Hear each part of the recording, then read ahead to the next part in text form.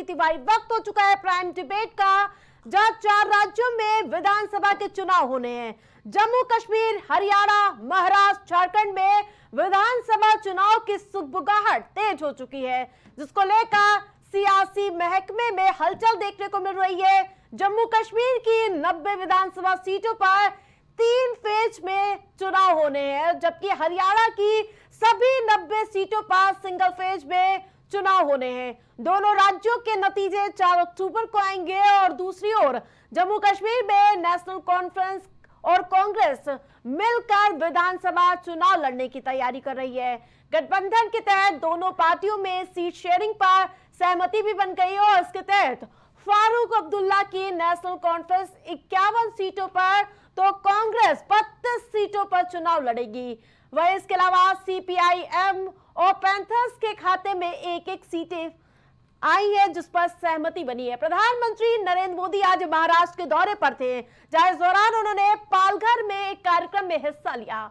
महाराष्ट्र के मुख्यमंत्री एकनाथ शिंदे, उप मुख्यमंत्री देवेंद्र फडणवीस और इसके अलावा अजीत पवार, केंद्रीय मंत्री सर्बानंद सोनोवाल ने इस कार्यक्रम में मौजूद प्रधानमंत्री मोदी का अभिनंदन किया। प्रधानमंत्री मोदी ने यहाँ 76,000 करोड़ रुपए की वारबर बंदरगाह की आधारशिला रखी। उन्होंने लगभग 1,560 करोड़ रुपए की 218 मत्स्य पालन परियोजनाओं का उद्घाटन और शिलान्यास किया। तो वहीं एक तरफ चुनाव सामने है तो दूसरी ओर सौगातों की बहार देखने को मिल रही है। महाराष्ट्र में होने वाले विधानसभा चुनाव में समाजवादी पार्टी वहां बसे उत्तर भारतीयों के सहारे अपने दमखम बिखेरने के लिए बेताब नजर आ रही है। सपा ने मुस्लिम बहुल और उत्तर भारतीय मतदाताओं वाली 12 सीटों पर अपने प्रत्याशियों के नामों की भी लगभग ऐलान तय कर लिए, ऐलान होना बाकी है। मुंबई और उससे सटे ठाणे जिले की सीटों पर उत्तर प्रदेश के मतदाताओं पर पार्टी की खास नजर होगी। हरियाणा में विधानसभा चुनाव की तैयारियों के बीच भाजपा और कांग्रेस में मुख्यमंत्री के चेहरे को लेकर घमासान मचा हुआ है।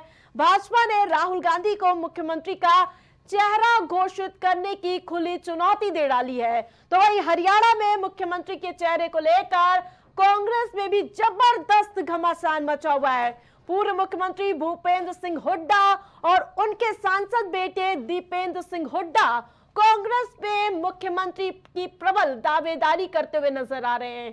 कांग्रेस महासचिव और राज्यसभा सदस्य रणदीप सुरजेवाला भी खुद को मुख्यमंत्री की पंक्ति में मानते हैं। तो अगर झारखंड की मैं बात करूं तो झारखंड विधानसभा चुनाव 2024 में भारतीय जनता पार्टी का फोकस ज्ञान है। जी हां, बाबूलाल मरांडी ने ज्ञान के बारे में विस्तार से बताया। कहा कि जी का मतलब गरीब, वाई का अर्थ युवा, ए का मतलब अन्नदाता यानी कि किसान और एन का मतलब नारी है। यानी आगामी झारखंड विधानसभा चुनाव में भाजपा के संकल्प पत्र में घोषणा पत्र की फोकस में 4 वर्ग हैं: गरीब, युवा, अन्नदाता और नारी। और वही अगर जब जम्मू कश्मीर की बात आती है तो वहां 370 की बात होना तो लाजमी है। कश्मीर में विधानसभा चुनाव में BJP, national conference, Congress, PDP सहित तमाम पार्टियां पूरे दमखम के साथ जुटी हुई हैं। तो वही बिसात बिछनी शुरू हो चुकी है। पार्टियां दमखम बिखेरने को तैयार है और रण में उतरने के लिए भी पार्टियां बेताब नजर आ रही है। लेकिन इस बार दौर दूसरा है। इस बार मोदी लहर देखने को नहीं मिल रही है। इस बार विपक्षी दल, इस बार जो उनका कुनबा है मजबूत नजर आ रहा है। जिस प्रकार से फारूक अब्दुल्ला की पार्टी और कांग्रेस मिलकर चुनाव लड़ती हुई नजर आएगी तो कहीं ना कहीं चुनौती बड़ी है इस बार।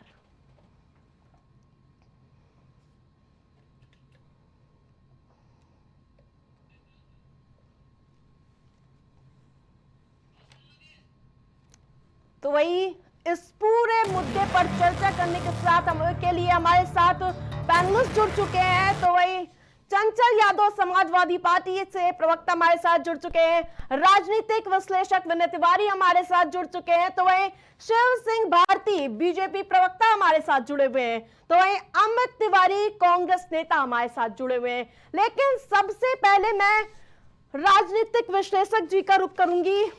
जी विनय जी, इस बार कांटे की टक्कर देखने को मिलेगा, कुछ भी एक तरफा नजर नहीं आ रहा है।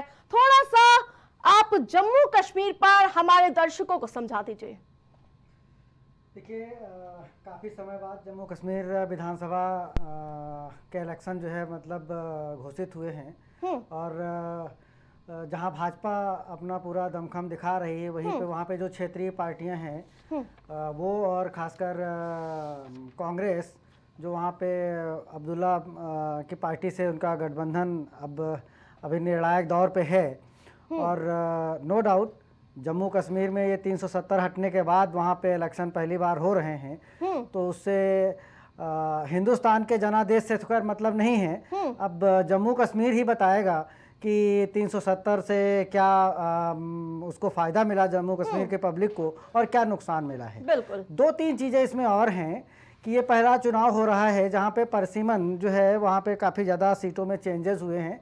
पहले क्या था कि जो कश्मीर रीजन था वहाँ पे सीटें ज़्यादा थीं और जम्मू रीजन में सीटें कम होती थीं। लद्दाख के पार्ट को अलग कर दिया गया है और कमोबेश अब जम्मू और कश्मीर जो रीजन दो अलग अलग हैं, दोनों में सीट शेयरिंग लगभग बराबर है। 3 सीटों का एक एज है कश्मीर में, लेकिन अब ज़्यादा सीटों का अंतर जम्मू और कश्मीर के बीच में नहीं है। जी ठीक है, ओके।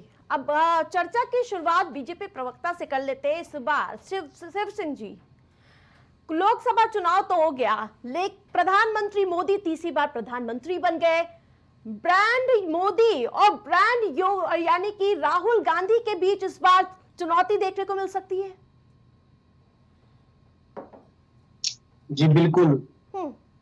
देखिए क्या है ना कि जिस तरह से लोकसभा का चुनाव संपन्न हुआ और विपक्ष के द्वारा जिस तरह से झूठ फैलाकर और सीटों में वृद्धि कर ली गई, आप आने वाले समय में जो चुनाव राज्यों में होने वाले निश्चित रूप से मानिए वह जम्मू कश्मीर की स्थिति या अन्य जिन राज्यों में भी चुनाव है वहां पर आप देखेंगे कि ये झूठ का जो पुलिंदा लेकर लोकसभा के चुनाव में आए थे वह धीरे धीरे जब ये आगे बढ़े हैं और इनकी नीतियां लोगों को पता लगी तो जनता इनसे विमुख हो चुकी है और भारतीय जनता पार्टी के पक्ष में पुनः माहौल बना है। भारतीय जनता पार्टी इन राज्यों में 100% प्रदर्शन करके और सीटें अर्जित करके सरकार बनाएगी, वह चाहे जम्मू कश्मीर हो, चाहे हरियाणा हो, चाहे कोई अन्य राज्य। स्थितियां लगभग हर जगह, क्योंकि इनके पास झूठ के अलावा कुछ नहीं। ये आरक्षण और संविधान का डर दिखाकर आए थे। भारतीय जनता पार्टी विकास के मुद्दे को लेकर आई है और विकास में भी वह विकास जो विकास 60-70 वर्षों से छूटा हुआ था। आज महाराष्ट्र में माननीय मोदी जी ने जो सौगात 76,000 करोड़ की जो सौगात दी है, वह सौगात 60 वर्ष से वह बंदरगाह इंतजार कर रहा था, समुद्री रास्ता जिससे पूरे विश्व का व्यापारिक प्रवेश उस बंदरगाह से हो सकता था और महाराष्ट्र के साथ साथ पूरे देश को उसका लाभ मिलता। उस परियोजना को 60 वर्षों तक जिन्होंने रोके रखा, तो हम तो विकास की राह पकड़कर सरकार सत्ता को चलाने का प्रयास कर रहे हैं और प्रत्येक व्यक्ति तक उसका लाभ पहुंचे, प्रत्येक व्यक्ति उससे लाभान्वित हो, उसकी चिंता करते हुए भारतीय जनता पार्टी काम कर रही है और इन राज्यों में भी उसका लाभ 100% मिलेगा। रही धारा 370 हटने के बाद जो जम्मू कश्मीर में चुनाव होने वाला है, वास्तव में जम्मू कश्मीर ने जो इतने वर्षों में भुगता है, जम्मू कश्मीर ने जो इतने समय तक झेला है, कांग्रेस की सरकार हो और जिस तरह से मानते हैं ना चुनौती बड़ी है इस बार, 4 विधानसभा चुनाव में इस बार चुनौती बड़ी है हुआ है और कांग्रेस की सरकार या अन्य सरकारें उस पर अपनी चुप्पी साधे रही है, जनता वह भी देख रही है। ठीक है, अमित तिवारी जी, आप लोकसभा चुनाव में न्याय योजना लेकर आए, खटाखट फटाफट कई तरह की वादे और दावे आए, लेकिन जनता को पसंद नहीं आए। क्या इस विधानसभा चुनाव में आपकी रणनीति हो सकती है? क्यों, जनता को हमारे सारे मुद्दे पसंद आए। आप शुरुआत हम करते हैं महाराष्ट्र से। हाँ। महाराष्ट्र में एनडीए गठबंधन डबल डिजिट में नहीं पहुंच पाई भाजपा। समझिए ना इस बात को कि अभी तो लोकसभा के चुनाव हुए हैं, डबल डिजिट में नहीं पहुंची है।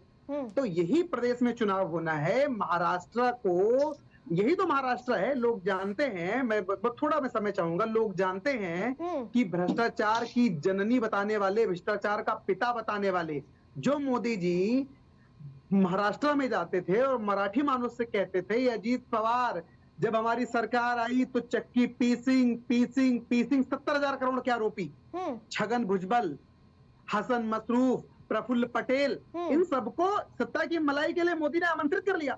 और आप समझिए भ्रष्टाचार की पराकाष्ठा मराठी मानुस को इतनी पहुंचाई है कि जिन वीर शिवाजी को आक्रांता तक हरा ना पाए, उनका सर न झुका पाए, वो भ्रष्टाचार की पराकाष्ठा में मोदी और मोदी की टीम ने, भाजपा की टीम ने डुबो के ऐसे रख दिया कि जिस प्रतिमा का अनावरण स्वयं प्रधानमंत्री जी ने 1 साल पहले किया था, वो प्रतिमा ढहा के गिर गई है। इससे बड़ा अपमान मराठी मानुस का होगा? इन सभी अपमानों का बदला मराठी मानुस लेगा, चुनाव में लेगा। दूसरी बात, झारखंड की आ जाते हैं। आदिवासियों की जमीनों को लगातार, उनके माइंस को अडानी के मध्य बेचने के लिए राजनीतिक षड्यंत्र करने वाली भारतीय जनता पार्टी वहां के चुने हुए मुख्यमंत्री, और देश की पहली घटना थी कि कोई चुने हुए मुख्यमंत्री को मुख्यमंत्री आवास से ईडी गिरफ्तार करके लेके गई एक फर्जी केस में। और फर्जी इसलिए कहते हैं कि 5-6 महीने उनको जेल में रखने के बाद ईडी कोर्ट में कुछ प्रूफ नहीं कर पाई, एक तथ्य भी, और सुप्रीम कोर्ट से उनको फटकार लगी। दूसरी बात समझिएगा, जम्मू कश्मीर की बात करते हैं, यकीनन हम मानते हैं कि जमहूरियत का माहौल, जमहूरियत का पर्व धारा 370 के बाद वहां पहली बार आ रहा है, लोग अपने मताधिकार का प्रयोग करेंगे। यकीनन हम कह सकते हैं कि जिस प्रकार से भारतीय जनता पार्टी लोकसभा के चुनाव में जम्मू और कश्मीर से डर करके भागी थी ना, वैसे ही इनका हाल विधानसभा चुनाव में भी होना है। यह बात एकदम सुनिश्चित है, यह बात एकदम सुनिश्चित है। आप लौटूंगी आपके पास। ठीक है चंचल जी, जिस प्रकार से महाराष्ट्र में दमखम बिखेरने के लिए समाजवादी पार्टी बेताब नजर आ रही है, तो साथ ही उत्तर भारतीयों को भी साधने का प्रयास है। तीसरी सबसे बड़ी पार्टी बन चुकी है आपकी, तैयारी कैसी है? देखिए तैयारी तो मैं सच बताऊं कि भारतीय जनता पार्टी के झूठे कारनामों, अभी हमारे बीजेपी के प्रवक्ता ने झूठ की बात कही कि इंडिया गठबंधन के लोगों ने झूठ फैलाया, जबकि अगर आप देखो तो आज दुनिया की सबसे बड़ी झूठी पार्टी भारतीय जनता पार्टी है। और इनके बड़े बड़े नेता बड़ी बड़ी प्राचीरों से झूठ बोलते हैं, मुख्यमंत्री जी सदन के अंदर झूठ बोलते हैं, बड़े बड़े संस्थानों से झूठ बोलते हैं। उसके झूठ के कई सारे उदाहरण हैं। और आपने अपने स्टार्टिंग वक्तव्य में घोषणा पत्र की बात कही थी, मैं घोषणा पत्र की बात कर दूं, अगर आज के समय में भारतीय जनता पार्टी से बड़ा झूठा और नकली घोषणा पत्र कोई नहीं हो सकता है। आप चाहे महाराष्ट्र का इनका घोषणा पत्र देख लीजिए, चाहे यूपी घोषणा पत्र देख लीजिए, आप यूपी में ही बात कर लीजिए। इन्होंने कहा था किसानों की बिजली माफ कर देंगे, इन्होंने कहा था कि जो है हम लोग कई बार आपके डिबेट में बैठ भी चुके हैं, अपने हर बजट में ये 5 जिलों में मेट्रो बना देते हैं, अपने हर बजट में किसानों की बिजली माफ कर देते हैं, अपने हर बजट में किसानों की आय दोगुनी कर देते हैं, लेकिन सब वो जो है क्या नाम है, किसानों की लागत दोगुनी हो जाती है। इसके अलावा आपने बेरोजगारी की बात करते हैं, आप देखिए ये वो सरकार है जो पिछड़ों के साथ अन्याय कर रही है, दलितों के साथ, अल्पसंख्यकों के साथ। सबसे नकारा और निकम्मी सरकार अगर कोई है तो आज उत्तर प्रदेश की योगी सरकार है और हमारे केंद्र में बैठे आदरणीय प्रधानमंत्री जी। सोचिए, अब जैसे मैं एग्जाम्पल बताता हूँ, इसी उत्तर प्रदेश में 69,000 शिक्षक भर्ती घोटाले में आपको याद होगा हरियाणा में एक शिक्षक भर्ती घोटाला हुआ तो वहां के मुख्यमंत्री उनके बेटे 50 बड़े अधिकारी जेल में गए। और यहाँ पे तो सरेआम घोटाला हुआ, मानी सर्वोच्च न्यायालय से लेकर मानी हाई कोर्ट से लेकर के, आपने देखा होगा यहाँ पे पिछड़ा वर्ग आयोग ने भी और मुख्यमंत्री ने खुद ट्वीट किया कि हम जो है इनको जो नियुक्ति देने जा रहा है, लेकिन फिर से रिट दाखिल करवा दी अपने जो है शिष्यों से, और उन्होंने रिट दाखिल करा करके फिर वो हकमारी करने का काम कर रहे हैं। लेकिन मैं बता दूं कि जो है जिस तरीके से पिछड़ों के साथ अन्याय करने वाली सरकार नंबर 1 है, कोई सरकार और नहीं होगी। दूसरी बात, आपने एक बात कही विकास की, अभी हमारे साथी कांग्रेस के साथी ने बहुत अच्छी बात कही कि शिवाजी की प्रतिमा, आप सोचो 1 साल नहीं हुआ है, 4 दिसंबर 2023 को उद्घाटन करते हैं हम, अनावरण होता है, और देखिए 8 महीने के अंदर सोचिए प्रतिमा जो है गिर जाती है। प्रधानमंत्री मोदी तो आज माफी भी मांगते हुए नजर आए। आप सोचिए कितनी माफी मांगोगे आप, जब भ्रष्टाचार में डूबेंगे तो माफी आगे मांगनी पड़ेगी ना। पूरे हिंदुस्तान में आज भ्रष्टाचार पूरी दुनिया पे ट्रेंड कर रहा है। आप सोचिए प्रधानमंत्री जी बड़े बड़े संस्थानों से पैसे लिए, आप सोचो कोरोना से लोग मर रहे हैं। आप अभी हमारा साथी, एक नौजवान साथी कार्डियक अरेस्ट हो गया, 2 दिन पहले एक्सपायर हो गया। मैं सच बताऊं, मुझे इतना दुख हुआ इस बात को सोच करके, सुन करके कि आप बताओ कोविशील्ड कंपनियों से, वैक्सीन कंपनियों से ना चंदा खा लिया। अरे कम से कम लोगों की जो है सौदे, उनके जान की सौदेबाजी तो नहीं करते, लेकिन आपने, ये सरकार ऐसी सरकार है तो जान की सौदेबाजी करती है। आप जो स्लाटर हाउसेस थे, ये सबसे बड़े हिंदुत्ववादी बनते हैं। अभी सबसे पहले आप देखोगे हमारे मुख्यमंत्री गौमूत्र पीते दिखाई देंगे, हमारे बीजेपी के बड़े बड़े नेता गौमूत्र का प्रचार करते दिखाई देंगे, गाय को माता मानने की बात करते, मानते नहीं है। हम समाजवादी लोग गाय पालते भी हैं, गाय को माता मानते भी हैं, लेकिन कोई भाजपाई के अंदर गाय नहीं होगी। लेकिन हम लोग सब समाजवादी लोग गाय पालते हैं। सुन लीजिए मैडम, पूरी बात एक बात का जवाब दीजिए। गाय को, और ये स्लाटर हाउसेस से चंदा खाने वाले नंबर 1 पे हैं। दूसरी बात, आपने एक बात का जिक्र किया, ब्रांड मोदी योगी की बात करी। ब्रांड मोदी योगी का गुब्बारा जो था उसकी हवा निकल चुकी है। आपको याद होगा, प्रधानमंत्री जी के खिलाफ वाराणसी की जनता ने 5.25 लाख से ज्यादा उनके खिलाफ वोट किया है। दूसरी बात, मुख्यमंत्री जो हिंदुत्व का एजेंडा लेके पूरे प्रदेश में लेके चलते हैं, जो हिंदू मुसलमान करते हैं, शमशान रमजान अजान की बात करते हैं, वो आज अयोध्या से लेकर के जितनी धार्मिक हमारे स्थान है, सब जगह बीजेपी को मुंह की खानी पड़ी है। अब तो इनको चुल्लू पर पानी में डूब मरना चाहिए, हिंदुत्व के बारे में बात नहीं। और आपको अगर हिम्मत है, ठीक है, जवाब ले लेते 10 सेकंड, अगर आपकी हिम्मत है, आओ विकास के ऊपर बात करो, आओ विकास के ऊपर चैलेंज करता हूं। जो समाजवादी लोगों ने पिछले अपने सरकार में जो काम किए, उसका 1/4 भी अगर आपने काम कहीं कर दिया हो, इसी लखनऊ के अंदर, 10 सेकंड में, इसी लखनऊ के अंदर मैं बता दूं, एक कोई काम जिसका मुख्यमंत्री ने शिलान्यास किया हो, जिसका उद्घाटन किया हो, और बाकी जिलों की तो बात ही छोड़ दो, राजधानी बता दो आप। ठीक है शिव सिंह जी, जवाब दे दीजिए। चंचल जी, जो गाय की आप बात कर रहे हैं, आप हिंदुत्व की बात कर रहे हैं, आप कार सेवकों पर गोली चलाने वाले, उनका क्या दोष था जिन पर गोली चलाई गई थी? उनका क्या दोष था? कोई इतना बड़ा समाज, बता दो। अरे आप सुनिए, इतना बड़ा हिंदू समाज हिंदुस्तान के अंदर रहता है। सुन लीजिए, आप अपने मुंह से हिंदुत्व की बात मत किया करिए, आप अपने मुंह से गाय की बात मत किया करिए, आप गौमूत्र पीने की बात, आप थोड़ा हिंदुत्व दिख रहा था जी, आप बहुत सुनिए। और चंदा क्यों खाए? ये तो इलेक्टोरल बॉन्ड का धन्यवाद करिए मैडम। अरे सुन लीजिए, कम से कम आज सबको मालूम है कि चंदा खाने वाले लोग क्या हैं। बताओ, चंचल जी डिस्टर्बेंस मत करिए, सुन लीजिए। आप कार सेवकों पर गोली चलाने का जो पाप किए, अरे जिसने गोली चलवाई बात मत करिए, और उसी जिस अयोध्या प्रसाद उसको मिसाल बनाए घूम रहे हैं, उसी अयोध्या प्रसाद के क्षेत्र में लड़की का बलात्कार हार गया, तब आप चुप हो जाते हैं, आप स्लाटर की बात कर रहे हैं, आप गाय कटने की बात कर रहे हैं, एक बच्ची का बलात्कार होता है, आप उसका 2 बच्चियों के कराने की डिमांड करते हैं आप लोग। अरे क्या बात कर रहे हैं? पार्टी शासन का क्या हाल है? आप फर्रुखाबाद याद है? ब्रजभूषण मैं कह तो रहा हूँ, आप मोहित खान को लेकर आपकी स्थिति स्पष्ट नहीं हो पाई। मोहित खान जेल में बोल नहीं निकलता है, आप यूपी से बाहर क्या जाएंगे? आप यूपी से बाहर जाने की स्थिति में नहीं, आप महाराष्ट्र और जम्मू कश्मीर का सपना देख रहे हैं। 4 राज्यों पे चुनाव है, चुनाव पर आज डिबेट है, ठीक है। विनय तिवारी जी, इस बार हरियाणा चुनाव में कहीं ना कहीं पहलवानों का यौन शोषण मुद्दा और इसके अलावा अग्निवीर का विरोध और उसके साथ ही किसानों की एमएसपी डिमांड पर भी इस बार यह मुद्दा भी भारी पड़ सकता है, क्या कहेंगे? हरियाणा का चुनाव तो खैर कांटे की टक्कर है ही है। वहाँ पे लोकसभा चुनाव में जो भाजपा ने जो अपेक्षाएं की थी, उस हिसाब से तो उनको परिणाम नहीं मिले हैं। इसीलिए उन्होंने अपना पूरा कैबिनेट बदला था, मुख्यमंत्री उन्होंने बदल दिया, और अब ये तो आने वाला वक्त ही बताएगा। वहाँ पे जो इलेक्शन है वो 50-50 है, वो किसी करवट जा सकता है, उसमें कांग्रेस को भी एज है, और बाकी बीजेपी को तो लोकसभा में तो आशा के अनुरूप परिणाम मिले नहीं वहाँ पे। ठीक है शिव सिंह जी, जिस प्रकार से हम देखते हैं ब्रांड मोदी का चेहरा लेकर आप चलते हैं, लेकिन 4 राज्यों में विधानसभा चुनाव है, जो स्थानीय नेता है उस पर दाव चलेंगे इस बार आप लोग?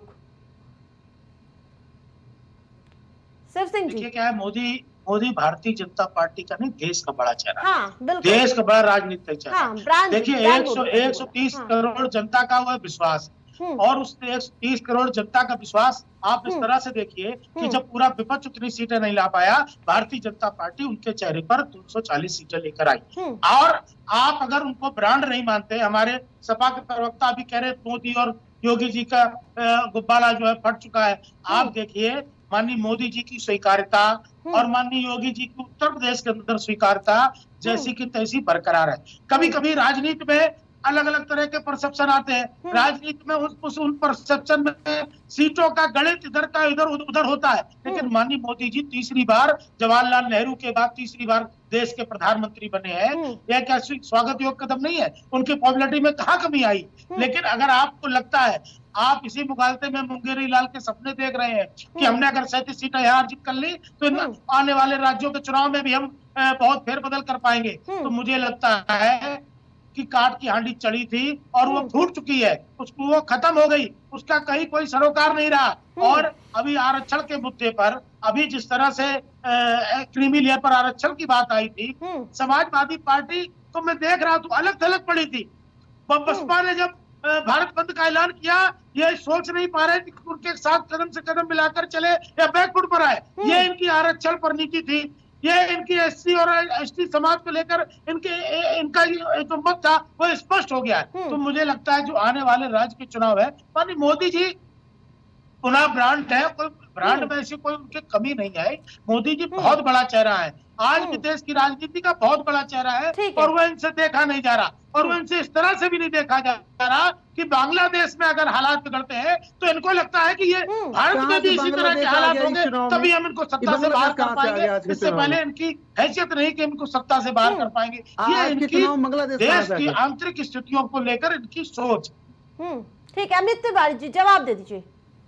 जी देखिए, इनके पास डेवलपमेंट का जो एक सगुफा इन्होंने मॉडल पेश किया था वो बिल्कुल फेल हो चुका है। देखो, ये पूरे देश में सभी प्रदेशों में महंगाई नहीं रोक पाए, बेरोजगारी नहीं रोक पाए, महिला उत्पीड़न तो रोक नहीं पाया। हरियाणा की मैं बात करूं, हरियाणा में इन्होंने खिलाड़ियों के यौन शोषण पर जब मेडल लेकर के बिटिया आई देश में, तब तो फोटो खिंचाने पहुंच गए, और जब वो बिटिया यौन शोषण के आरोप की शिकायत करने गई, तब प्रधानमंत्री के मुंह से एक शब्द ना निकला।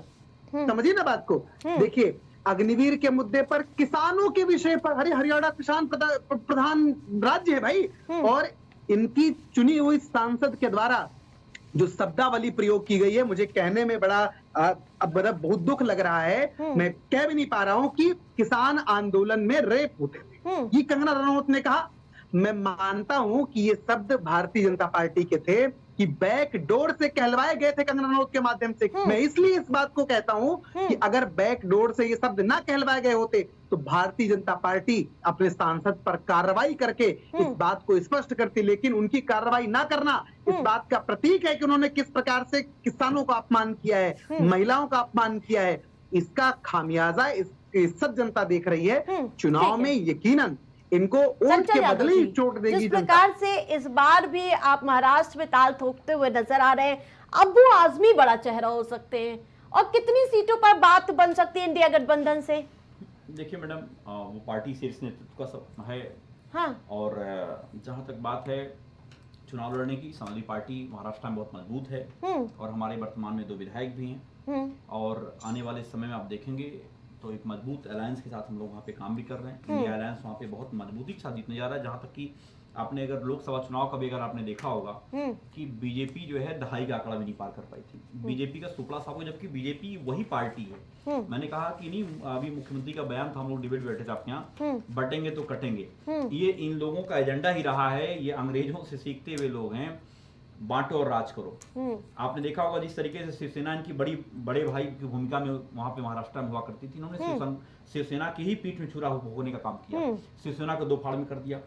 सारे यत्न कर डाले कि हम किसी तरीके सत्ता में बने रहें, केन प्रकरण, चाहे नैतिकता हो चाहे सिद्धांत विहीन कुछ भी करेंगे, लेकिन इनको जो कोई मतलब नहीं, बस केवल उनको सत्ता में बने रहना चाहिए। वो चाहे किसी भी तरीके से सत्ता में आए, चाहे अपने भाई के ही पेट में छुरा क्यों न घोंप दे। और उनका यह नतीजा हुआ कि वहां की जनता ने 2024 में इनको और इनके घटक दलों को भी सबक सिखाने का काम किया। और 2024 में चुनाव होने जा रहा है, सरकार घबराई हुई है, इसलिए जल्दी चुनाव भी नहीं कराना चाह रही है। अभी वहां पे डेट भी नहीं आ पाई है। बहुत सारी बातें मोस्ट बातों में नहीं, लेकिन मैं इतनी बात जरूर कह सकता हूं कि अगर आप बात करें विकास की, आपको याद होगा इसी पूरे प्रदेश में अगर हम बात करें, एक एक जिले की बात करें, मैं एक एक जिले के बारे में अगर शिव भाई अगर पूछेंगे, एक एक जिले के बारे में बता सकता हूं कहां पे क्या क्या काम हुआ था सपा के शासन में। इसी लखनऊ के अंदर अभी हम लोग आए दिन लोहिया जाते हैं, पीजीआई जाते हैं इलाज कराने के, लोगों को मदद करने के लिए जाते हैं। आप बिलीव नहीं करोगे, ऐसा कोई दिन नहीं है जो लोहिया आयुर्वेदिक संस्थान में 50 से ज्यादा लोग इस बात के लिए मर जाते हैं उनको बेड नहीं मिलता है। इनको तो सोचिए, कम से कम पूरे लखनऊ के, मैं एक सवाल किया था अभी, आप पूरे लखनऊ के अंदर कोई एक अस्पताल बता दो, कोई एक जगह बता दो जहां आपने 50 बेड भी बनाए हो, एक कोई काम आप बता दो जिसका मुख्यमंत्री जी ने शिलान्यास किया हो, जिसका मुख्यमंत्री जी ने अभी तक उद्घाटन किया हो। आपका ट्रिपल इंजन यहाँ पे है। और आपको बता दें इसी लखनऊ के अंदर अगर आप काउंट कर लो, मैं आपको बगल से स्टार्ट करता हूं, विकास की बात करते हो अगर आप, तो यहीं बगल से आपकी पूरे हिंदुस्तान की सबसे हाईटेक हाई कोर्ट, आपकी इलाहाबाद की हाई कोर्ट बेंच समाजी सरकार में बनाने का काम किया। और मुझे याद है, आपको बता दूं आरती जी, मुझे याद है उस समय हमारे हिंदुस्तान के सीजेआई टीएस ठाकुर साहब थे, उन्होंने कहा कि मैं आदरणीय अखिलेश यादव जी का धन्यवाद करता हूं कि इन्होंने इतना हाईटेक जो है क्या नाम है हाई कोर्ट की बिल्डिंग बनाने के लिए सहयोग किया। दूसरी बात उसके सुन लीजिए, इसके अलावा एशिया का सबसे बड़ा जनस्वर मिश्रा पार्क, जेपीएनआईसी की बिल्डिंग, एचसीएल का कैंपस, अमूल का प्लांट, पराग का प्लांट, श्याने अवध, प्लासियो, और आप आगे बढ़ोगे डायल 100 की बिल्डिंग, पूरे हिंदुस्तान की सबसे हाईटेक पुलिस मुख्यालय, और आप आगे बढ़ोगे तो उसके बाद आपको मिलेगा जो लुलु मॉल, मेदांता, और आप आगे बढ़ोगे अवस्थिलपुरम, उसके और आगे बढ़ोगे लिबर ट्रांसप्लांट की बिल्डिंग, उसके आप और आगे बढ़ोगे तो बगल में 200 बेड का मास्टर अस्पताल, और आप आसियाना चले जाओ तो 100 बेड का अस्पताल जो था क्या नाम लोक बंधु राजनारायण के नाम से, उसको 300 बेड बनाने का काम किया। मलिहाबाद में 100 बेड का अस्पताल, ठीक है। विधानसभा में सुन लीजिए, विधानसभा चुनाव पर यही बता रहा हूँ, ठीक है, विकास की बात आपने, मैं बता रहा हूँ, ठीक है, हम लोग विकास चुनाव लड़ते हैं, सुन लीजिए। उसके अलावा गोमती रिवर फ्रंट, अमौसी से मुंशीपुर तक मेट्रो बनाने का काम, जिससे मुख्यमंत्री जी बैठते हैं, लोक भवन, और आप आगे बढ़ोगे तो पूरे हिंदुस्तान का सबसे हाईटेक और सबसे टॉप क्लास का काम अगर कहीं पे हुआ तो उत्तर प्रदेश के अनेक जिलों में हुआ। और राजकीय इंटर कॉलेज, राजकीय बालिका इंटर कॉलेज, कोई ऐसा जिला नहीं जहां ना बनाया गया हो। लेकिन ये पूछो भाजपाइयों से कोई एक काम कर पाए क्या? मैंने एक कोई काम ही बता दी मुझे कि मैंने जिसको मुख्यमंत्री ने शिलान्यास कर दिया हो, जिसका उद्घाटन कर दिया हो, लेकिन इनके पास कोई जवाब नहीं होगा। आपको बता दें लिवर ट्रांसप्लांट की बिल्डिंग, किडनी ट्रांसप्लांट की बिल्डिंग, ऑन्कोलॉजी भवन, उसके अलावा पीजीआई का उच्चीकरण करने का काम किया। लौटूंगी आपके पास चंचल जी, लौटूंगी आपके पास बलरामपुर हॉस्पिटल में। ठीक है, मैं आपको सैकड़ों ऐसे काम जो मेरे जुबान पे मैं आपको बता नहीं पा रहा, आप सुन नहीं पा रही हैं। सोचिए अगर कोई एक काम ही बता दें, एक मैं कह चैलेंज कर लखनऊ के अंदर, और जिलों को तो बात ही छोड़ दो, मैं बता दूंगा उन जिले बात पूछोगे आप तो, लेकिन इनके पास कोई काम नहीं होगा। बस केवल जुमलेबाजी, झांसेबाजी, हिंदू मुसलमान, शमशान, रमजान, अजान, कब्रिस्तान, बस यही। और आपको याद होगा प्रधानमंत्री तो बड़ी बड़ी बातें करते हैं। आपको याद होगा इसी उत्तर प्रदेश में 2022 चुनाव चल रहा था, तो प्रधानमंत्री बोले भाइयों बहनों 75 मेडिकल कॉलेज बन गए हैं, भाइयों बहनों ये बन गया है, भाइयों बहनों दरभंगा में एम्स बना दिया है, भाइयों बहनों हमने ये बना दिया है। अब बताओ कहां बना दिया आपने? सब जनता आजकल तो सब कुछ देखती है, सब समझती है। प्रधानमंत्री जी के सारी बातों को रिपीट कर सुनते हैं कि भैया अब जुमलेबाजी, झांसेबाजी नहीं चलने वाली है। प्रधानमंत्री जी को झोला उठा के निकलना ही पड़ेगा। जो जोड़ तोड़ की सरकार में भी घमंड कर रहे हो आपने कि तीसरी बार प्रधानमंत्री बने। शिव सिंह जी जवाब दे दीजिए। जुमलेबाजी नहीं चलेगी अब, कह रहे चंचल जी, जवाब दे दीजिए शिव सिंह जी। बेचारे सोच रहे हैं कहां कोई काम कराया नहीं तो क्या बोलेंगे। शिव भाई बोलिए, अच्छे आदमी बताइए आप। शायद टेक्निकल फॉल्ट हो गया, तो चलिए चर्चा को आगे बढ़ाते हैं। ऐसे कई सारे बीजेपी प्रवक्ताओं को टेक्निकल फॉल्ट हो जाता है, जब मैं बोलता हूं इस बात को लेकर के तो जरूर आ जाता है। कोई काम नहीं रहता है लखनऊ के अंदर, बता ही नहीं पाते लोग। हाँ शिव सिंह जी जुड़ चुके हमारे साथ, फोन कनेक्ट कराइए। ठीक है, चलिए बाद में आपसे जवाब ले लेंगे। ठीक है विनय जी, जिस प्रकार से महाराष्ट्र में इस बार कांटे की टक्कर देखने को मिल रही है, जहां इंडिया गठबंधन तो मजबूत नजर आ रहा है, एक तरफ जहां बीजेपी शिवसेना एनसीपी होगी, तो दूसरी तरफ मोदी की गारंटी भी का इस बार चलती हुई नजर आएगी। देखिए महाराष्ट्र का चुनाव, ये जो 4 प्रदेश आप जो बात कर रहे हैं, जहां हरियाणा में कांग्रेस को थोड़ा सा एज है, इंडिया गठबंधन को अगर हम कह लें एज है, तो झारखंड में एनडीए को एज है। वहाँ पे सरकार अगर यहाँ पे हरियाणा में बदल रही है, तो ऐसे कमोबेश वही संकेत झारखंड में भी मिल रहे हैं कि वहाँ पे सरकार बदलेगी। जम्मू कश्मीर चूंकि 370 के बाद अब चुनाव हो रहे हैं तो ऊंट किस करवट बैठेगा ये आने वाला वक्त ही बताएगा। वहाँ फिलहाल तो अभी किसी की सरकार चल भी नहीं रही है, किसकी बनेगी वो कौन बाजी मारता है ये भविष्य के गर्त में है। महाराष्ट्र एक ऐसा प्रदेश है जहाँ पे बड़ा खिचड़ी प्रदेश है और लोकसभा का जब इलेक्शन हो रहा था तब भी हम लोग डिबेट में थे तो हम कहते थे कि महाराष्ट्र जो है क्या गुल खिलाएगा, वो थोड़ा सस्पेंस उस पर रहता है। यहाँ पे कोई दो दलीय व्यवस्था नहीं वहाँ पे कि दो दल आमने सामने हैं। वहाँ पे वैसे ही कांग्रेस और एनसीपी, शिवसेना और बीजेपी 4 दल थे। अब पिछले 2-3 साल में क्या है 4 से वो 6 दल हो गए। तो 6 दलों का आपसी जो है मतलब वहाँ पे लड़ाई है। इतना आसान नहीं है इंडिया के लिए भी और इतना आसान नहीं है एनडीए के लिए भी। वहाँ पे सबसे ज्यादा पेच जो दोनों धड़ों के लिए जो है फंसा हुआ वो है सीट शेयरिंग का। सीट शेयरिंग का फॉर्मूला इंडिया के लिए भी और एनडीए के लिए भी एक दुखती रग है। इस पे जो अच्छी तरीके से काम कर ले जाएगा कहीं ना कहीं वो थोड़ा एक कदम आगे निकल जाएगा।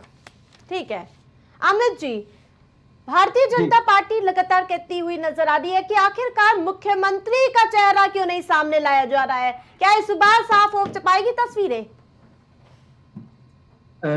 भारतीय जनता पार्टी ये पहले अपने घर के दरवाजों को सुदृढ़ कर ले और दीवालों को सही कर ले, फिर दूसरे के घर झांकने का प्रयास करे। वो ये बताए कि जहां उनके मुख्यमंत्री है वहां पर अपराध कितना बढ़ा हुआ है। वो बताए हमारे प्रदेश के मुख्यमंत्री कल के भाषण में कह रहे थे कि कांग्रेस और सपा के बारे में कह रहे थे कि जिन्ना का भूत आ गया। हम तो कहते हैं जिस प्रकार से लोकसभा में उत्तर प्रदेश के मुख्यमंत्री हवा निकली है पूरी भारतीय जनता पार्टी की, वो बौखला गए हैं। उनको जिन्ना का भूत दिखता है, विकास का मॉडल नहीं दिखता। उन्हें जिन्ना का भूत दिख जाता है, कहीं कुछ दिख जाता है, किसी का भूत दिख जाएगा। यहाँ अपराध की भूतनी घूम रही है तो नहीं उनको पता है कि उस भूतनी को नियंत्रित कैसे करना है। अपराध की भूतनी क्या कभी आपने सुना भी है कि हिंदू हृदय सम्राट होकर के कभी सनातन की पद्धति में अंतिम संस्कार का जिक्र तक सुना है? कि कल फर्रुखाबाद में जो 2 बिटिया लटका दी गई जिनके शरीर पे बेल्टों के निशान है और आनंद फानन योगी की पुलिस ले जाके एक ही चितम झोंक दी। ये हमने तो राक्षसी प्रवृत्तियों में पढ़ा था। हम राक्षसों की कहानी सुनते थे कि पूरे उठा करके लोगों को झोंक दिए, लेकिन हमने कभी भी लोकतांत्रिक और सनातनी पद्धति में नहीं पढ़ा और ये सनातन के पुजारी बनते हैं। दूसरी बात, अभी हमारे भाजपा के साथी कह रहे थे कि आप हिंदुत्व पर बात ना करो। काहे? एक 5 रुपए का या 2 रुपए का पट्टा कमल छाप डाल लेने से हिंदुत्व के ठेकेदार हो जाते हैं क्या आप बताइए ना। अगर आप इतने बड़े हिंदुत्व के ठेकेदार हैं तो जो फर्रुखाबाद में एक ही चिता में 2 बिटिया जली उसके लिए जिम्मेदार। लेकिन पहली घटना नहीं है। इन्होंने हाथरस में वही किया, इन्होंने हापुड़ में वही किया। ये वही पद्धतियां दोहराई जा रही हैं। तो हमारी मांग पहले से है कि भारतीय जनता पार्टी ने जन सरोकार पर कोई काम नहीं किया। जनता इसका जवाब महाराष्ट्र में भी इनको दे चुकी है, हरियाणा में भी इनको दे चुकी है, झारखंड में भी इनको दे चुकी है। और यकीन मानिए विधानसभा चुनाव के जब परिणाम आएंगे तो जनता इनके झूठे सगुफों पर नहीं डेवलपमेंट पे बात करेगी, विकास पर बात करेगी। और वो विकास जो पार्टियां करती आ रही हैं। विकास क्या है? विकास लोगों को रोटी सस्ती कैसे मिले, कपड़ा कैसे सस्ता होगा, उनकी दैनिक जीवन में हम उनके लिए क्या कर सकते हैं जो उनकी दैनिक जो आय है वो बढ़ सके, उनकी दैनिक जो दिनचर्या है, जीवन शैली, उसमें सुधार लाया जा सके। क्या सब अरबपतियों और खरबपतियों को ही सारे टेंडर और वेंडर दे देने से अगर 5 ट्रिलियन की इकोनॉमी का सगुफा छोड़ा जाएगा तो क्या वो भारतीय लोकतंत्र के लिए सही हुआ? शायद नहीं। यकीन मानिए जब चारों राज्यों के चुनाव परिणाम आएंगे, ये वही भारतीय जनता पार्टी है जो अभी भागी थी ना 2024 में जम्मू कश्मीर से चुनाव लड़ने। ठीक है, जवाब दे दीजिए। देखिए अमित जी, इतना घटनाओं को लेकर जता रहे, इनका सबसे बड़ी बात ये राज्यों में ये सिलेक्ट जहां इनकी सरकार के अलायंस की सरकार होती है वहां सब पर ये पर्दा डाल लेते हैं आप हमें। बाकी इनको सारी घटनाएं दिखाई देती हैं। पश्चिम बंगाल में इतनी बड़ी घटना हो गई और राहुल गांधी जी 4-5 दिन तक बयान देने में सक्षम नहीं हो पाए। उन्होंने कहा कि नहीं पश्चिम बंगाल पर बोलेंगे। इतनी बड़ी घटना, पूरा पश्चिम बंगाल जल रहा है, डॉक्टर सड़क पर है, वहाँ की आम जनता सड़क पर लड़ाई लड़ रही है, उस पर इनके एक शब्द नहीं फूटे। लेकिन इनको सिलेक्ट घटनाओं पर इनको जिक्र करना चाहते हैं, बाकी घटनाएं कहीं दिखती नहीं है। और जहाँ करेंगे अपराध की श्रेणी कौन सी है, अपराध की जाति कौन सी है, हो गया था। आप हमेशा अपराध की तरह ट्रीट करते तो कोई सोल्यूशन निकलता ना। लखनऊ का विकास। क्या बात करते हो? आप अपराध को अपराध की तरह ट्रीट करो ना। हाँ शिव सिंह जी एक बोलिए।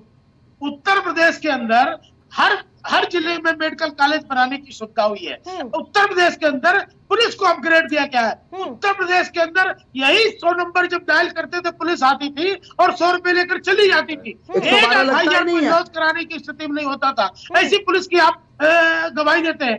और भारतीय जनता पार्टी की सरकार में तो आप जाइए और थाने में आपकी सुनवाई होती है और आपने एक परेशिया और मॉल खेल गए। इतना बेहतरीन लॉ एंड ऑर्डर, इतना बेहतरीन, लेकिन पहले बिना जांच पड़ताल किए, बिना घर वालों की मर्जी से पुलिस उन दोनों बेटियों को उठा के लेके एक झोंक दिया गया, एक ही चिता में झोंक के जला दिया गया। अरे वाह, इनको उसका ये जिक्र नहीं करेंगे। ये 4 राज्यों में चुनाव लड़ने जा रहे हैं। यूपी में इनकी स्थिति अभी स्पष्ट नहीं है। अभी मैं मानता हूं कि इनके हौसले बुलंद हुए हैं और इनके हौसले बुलंद कहीं कहीं दिखने भी लगे हैं, लेकिन जो 4 राज्यों में चुनाव होने वाले हैं इनका देखिए कहीं सुपड़ा साफ हो जाएगा।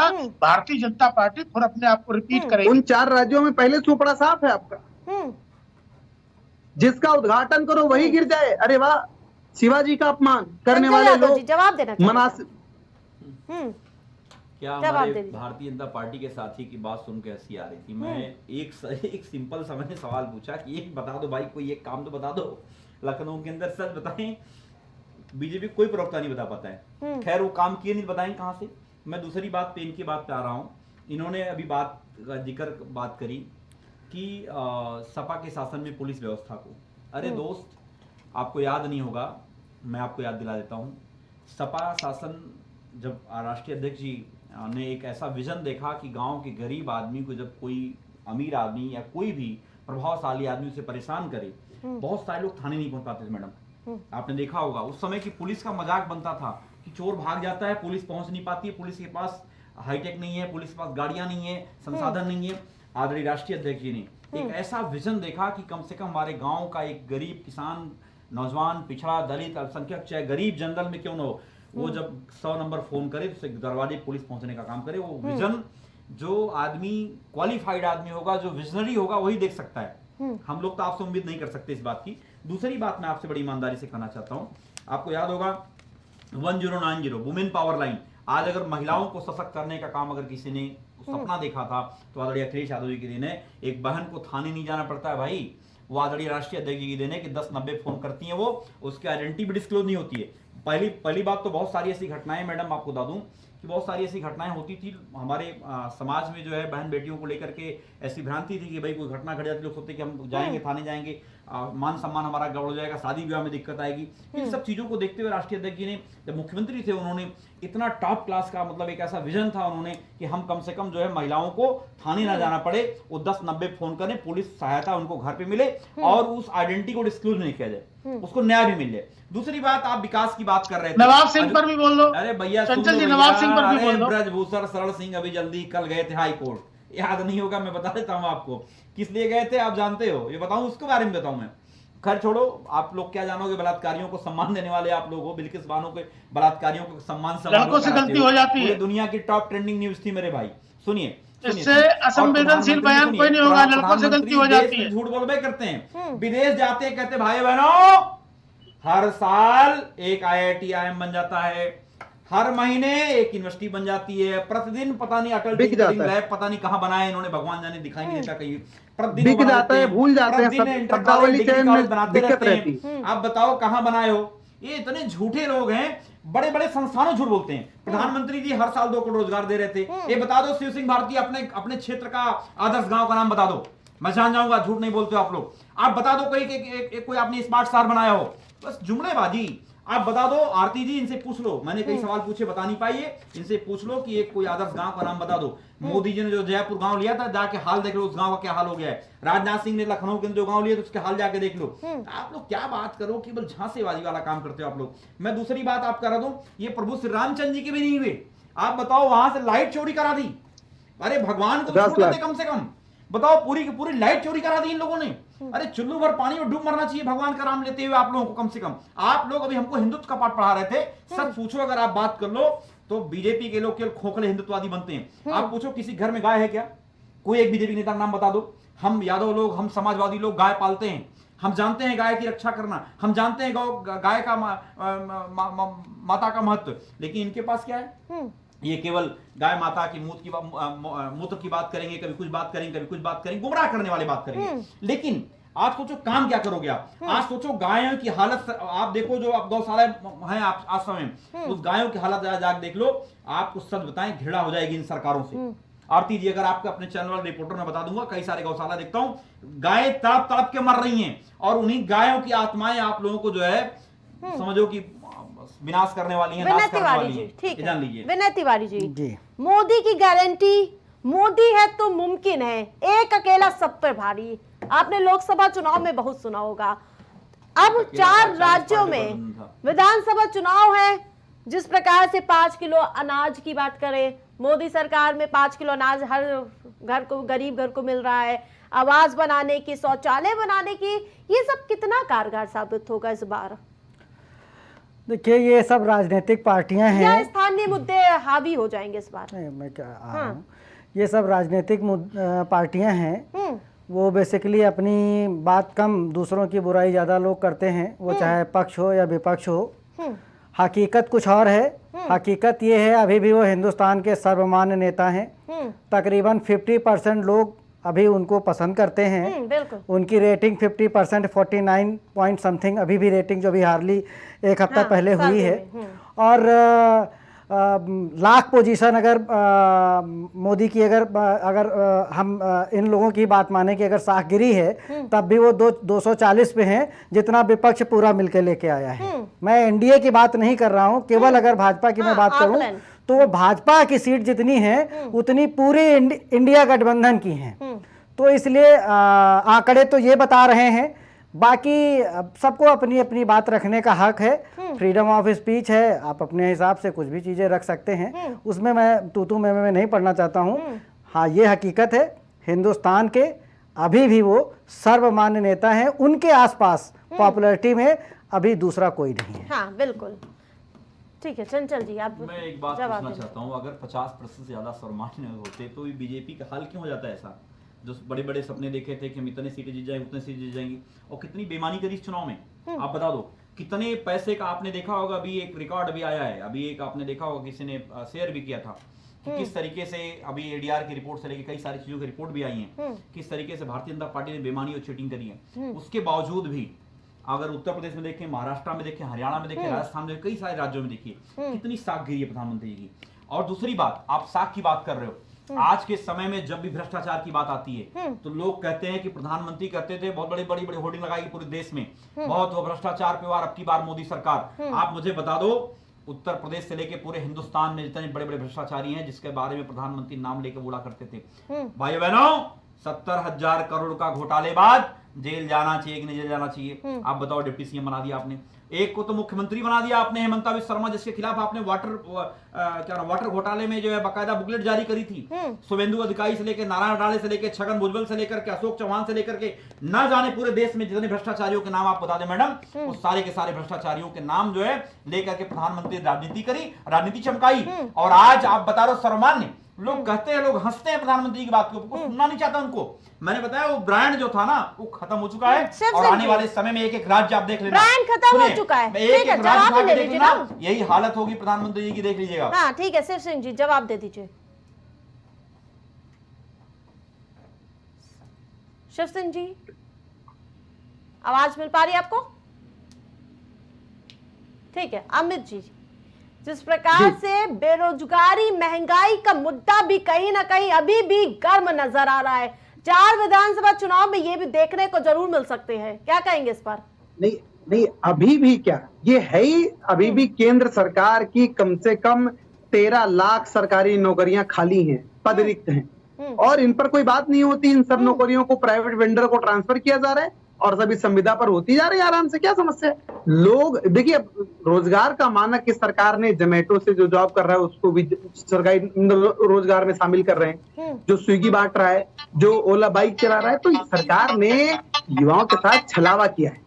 यकीन मानिए, सरकार ने युवाओं के साथ जो अपराध किए हैं, जो छलावा किया है, उनकी दयनीय स्थिति से खिलवाड़ किया है, उसका हस्त, उसका सबक जनता ने लोकसभा चुनाव में भी दिया है 400 की बेचने वाली कुर्सी की तरह की बार 400 पार 400 पार आ गए 240 पे और 2 बैसाखियां लगी हुई हैं।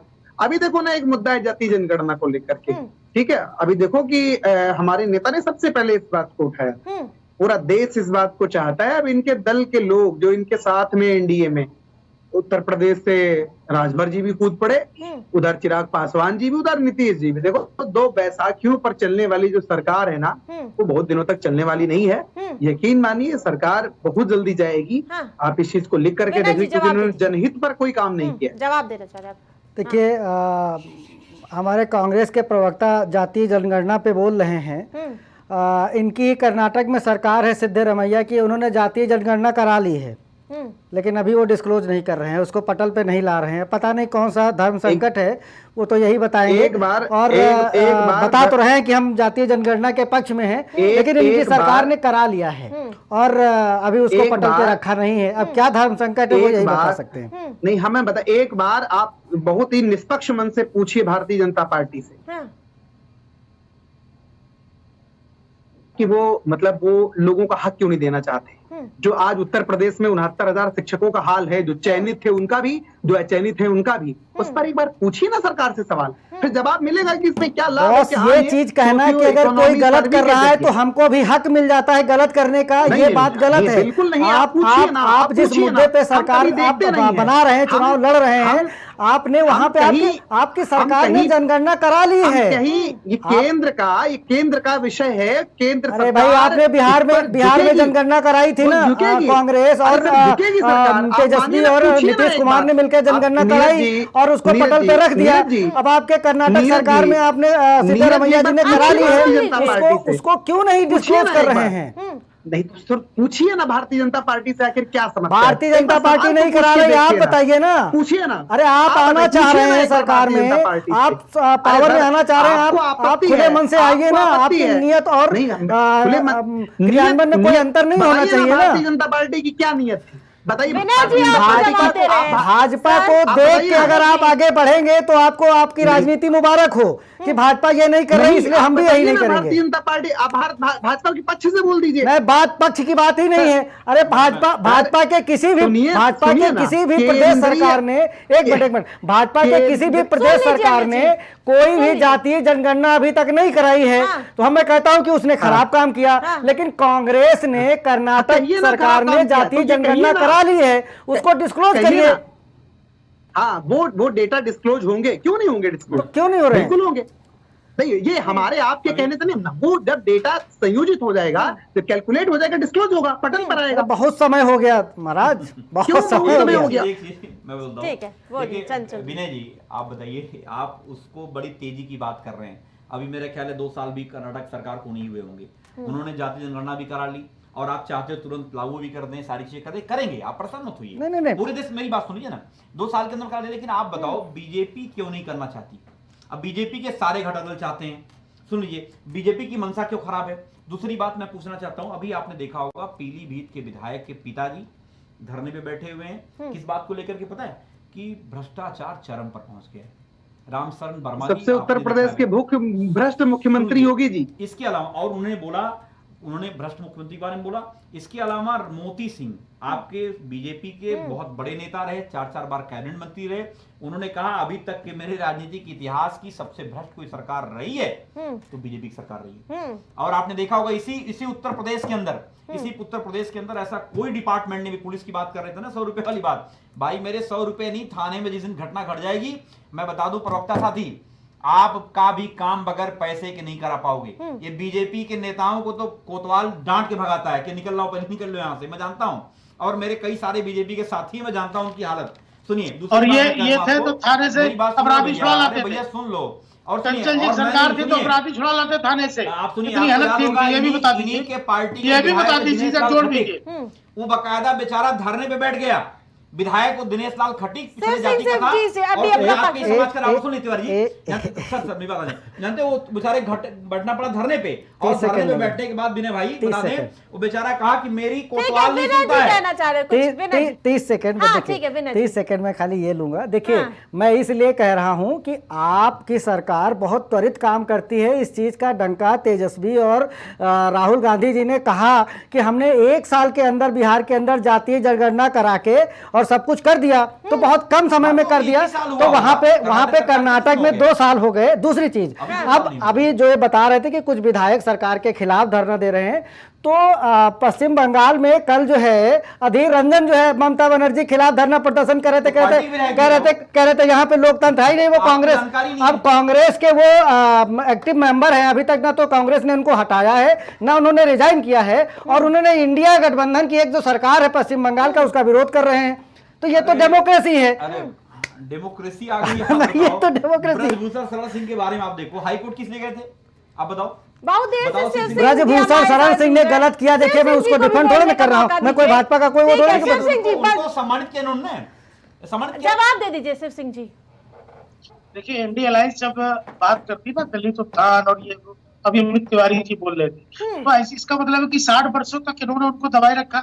60 वर्षों तक इनको जो आवश्यकता नहीं महसूस हुई हाँ, कि उनको 60 जाति वर्षों जनगणना में कराकर नेहरू जी उनको आपकी टांग उनको पकड़ के दिया खींच लाए। 60 वर्षों तक हाँ, और नेहरू जी का नाम लो। अमित जी बोल दीजिए। वहाँ नेहरू जी का नाम लो। बोल लेने दीजिए। वहाँ जवाब डाटा नहीं लेके दूंगी बैठ आपको। जाते हैं, वहाँ डाटा लेके बैठ जाते हैं दूसरे राज्यों पर दबाव बनाने के लिए। तो देखिए क्या है इनकी रीतियां नीतियां। 60-70 वर्षों तक देश में जिस पार्टी ने राज किया हो और उसके बाद भी दलितों की स्थिति न अरे वो सुधरी हो, 60-70 दलितों की वाली स्थिति में बात सुधार छोड़िए न आया हो, भाई। तो ये अपने गिरेबान में झांकने नहीं, लगे। MNIT सबसे पहले बने अपने आए गिरेबान में हैं, झांकने सुनिए, लगे। मैं जवाब दूंगा। बोल लेने दीजिए। नहीं, मैं जवाब दूंगा, मैं जवाब दूंगा इनका। हाँ शिव सिंह जी पहले आप जवाब दे दीजिए। लेकिन है क्या, इनको देश में उस तरह का वातावरण चाहिए। चंचल जी बोल रहे थे कि थाने भारतीय जनता पार्टी के लोग जाते हैं और उनके साथ इस तरह का व्यवहार होता है। तो इनकी सरकार थी तो थाने से ये अपराधियों को पकड़ लाते थे और इनके कहने पर FIR लिखी जाती थी। इनके कार्यालयों पर FIR जिसके क्या होता है FIR लिखते थे। अरे सुनिए आरती जी, शिव जी की बात का जवाब देंगे, बस 1 मिनट लेंगे। चंचल जी 1 मिनट दीजिएगा मुझे लास्ट से तक। जुड़ा व्यक्ति शिव जी की बात मैं का जवाब जानता हूँ देना है। यहाँ का परिवेश क्या था।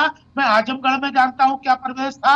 और आप देखिए, आप अगर इस तरह की बात करेंगे आरती जी, तो शिव जी आप की अपने बात का कार्यकाल जवाब देना है मुझे। अपने गिरेबान में झांक के देख लीजिए। अरे उस बताओ ना, विकास के पुलिस को साथ हाईटेक करने साथ के लिए क्या उस काम विकास किया के साथ आपने? लॉ एंड ऑर्डर एक की कोई जिस काम तरह तो से बताओ। धज्जियां उड़ाई गई थी, उसका आरती भी जी- जिक्र कर लिया करिए। उसका भी जिक्र करिया करिए। आप उसका जिक्र नहीं देखिए, करते। मैं शिव जी की क्योंकि बात आप का जानते सीधे हैं, वो छोटा- आप नहीं कर सकते हैं। आप- विधानसभा में वो आप- विधानसभा में शब्दों में- CM योगी शब्दों में- कहते हैं। शब्दों में फंसाने का जो काम करते हैं वो यहाँ चलेगा नहीं। देखिए, इन्होंने 60 साल का जिक्र किया। 60 साल वाले पे कुछ जवाब ले ले। बुलेट ट्रेन वाला एक्शन होता है उत्तर प्रदेश में अब। अरे बुलेट ट्रेन देखिए से याद ना, आ गया, 60 साल वाले जब 60 साल वाले सवाल पे छोटा सा जवाब ले ले। दौड़ रहे हैं बुलेट ट्रेन में। शिव सिंह एक 60 साल राज करने वाले सवाल पे जो हमारे भाजपा के साथी पूछ रहे बार बार, उस पे जवाब ये है इनको कि 60 साल में जो MNITs बने, जो IITs बने, जो देश के संस्थान बने, और वो 60 साल में ही बने हैं जिन्हें आपने इन 10 सालों में बेचने का काम आपके प्रधानमंत्री ने किया। IIT बनी, आप उस क्या पर बात जवाब करते दीजिए हैं? ना। आपने यही है अभी ना, कहा कि जनगणना IITs नहीं हुई, बेचे, दलितों की MNITs स्थिति बेचे, खराब है। एयरपोर्ट तो बेचे, 60 वर्षों की ठीक है, स्थिति खराब स्थिति में आप बोर्ड दलितों को बेचे, रखे क्या नहीं थे। बेचे? आप- ये बने कब? समय तब कम आपने है। जनगणना कराने पर ठीक विचार है। नहीं किया और जहाँ समय कम जनगणना है। करा ली वहाँ पर आप डिस्क्लोज करने की स्थिति में नहीं ठीक है। अरे आप 60 साल में ठीक है, बनाओ सब तो 10 साल में डालें। विनय जी लास्ट कमेंट। खाने की स्पीड बड़ी तगड़ी। चंचल जी को बोल दीजिए 10 मिनट के लिए। ठीक है बोलिए ना। विनय जी, 4 राज्यों में विधानसभा चुनाव है, एनडीए को कितना फायदा मिलेगा या इंडिया को?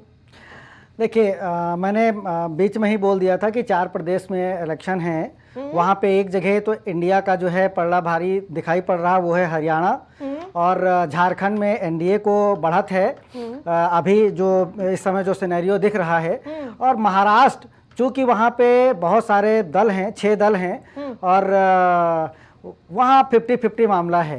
जम्मू कश्मीर में किसकी सरकार बनेगी इसकी उत्सुकता हमें भी है, क्योंकि 370 हटने के बाद वहाँ पे दोबारा से चुनाव हो रहे हैं। अब जमहूरियत में वहाँ की पब्लिक किस तरीके से जो है किस जोश खरोश के साथ जो है अपना उतर रही है, वो आने वाला समय ही बताएगा। ठीक है चंचल जी। देखिए आपने हरियाणा में तो मान ही लिया है, मैं झारखंड की बात कर लेता नहीं हूं। हमने नहीं माना, मेरी मतलब मैंने अरे न्यूट्रल रखा।